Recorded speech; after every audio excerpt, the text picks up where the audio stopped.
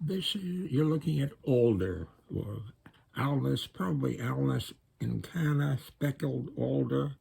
It's a member of the birch family, Betulaceae, and it's really as good as I'm going to be able to give you in this family, because unfortunately I had a lot of nice birch itself frozen, but I had a power outage that lasted a week, and it really killed most of my frozen material, and it's not going to be available again until next spring. So you'll have to suffer with me. I can't give you a lot of detail, but we can see a lot of points which are similar. For example, this is a monoecious plant, a monoecious tree, actually, as most of our deciduous trees, our local deciduous trees are, which means that they have male or staminate and pistillate female flowers on the same tree.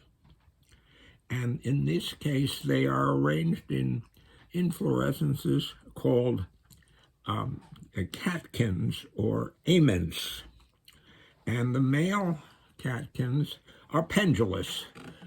Here's a few examples of them. That's one, that's one, and there's one over there. And the female catkins are erect and quite tight. Here, these are, they don't get an awful lot bigger than this, but the female catkins tend to be at the apex of the twigs, of the branches, and they grow like that. And these are the fruit. This is what happens to the female catkins. They are woody, and again, the seeds are released when they open up. So you have, and here's a young fruit. So you can see the transition between this female catkin and then the fruit being smaller, and then this is as big as it gets. The fruit doesn't get much bigger than this. Here it is. You can see the fruit on here. I managed to save some of the leaves, but you can see again at the apex there are 3 female catkins, and again, and over here the same thing. There are only 2 there, but you can see I've managed to save some of the leaves here.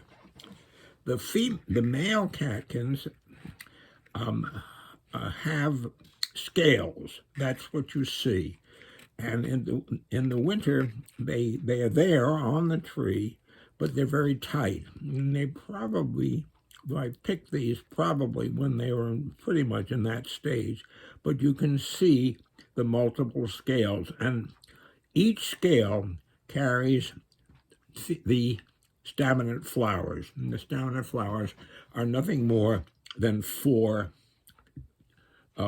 stamens, basically. On this, the stamens are interesting.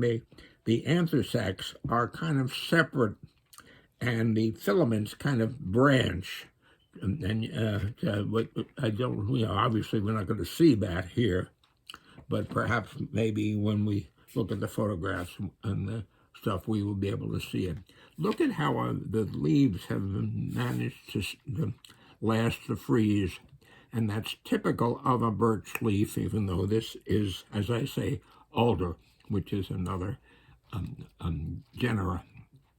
genus in this family. But there's a male catkin, I think.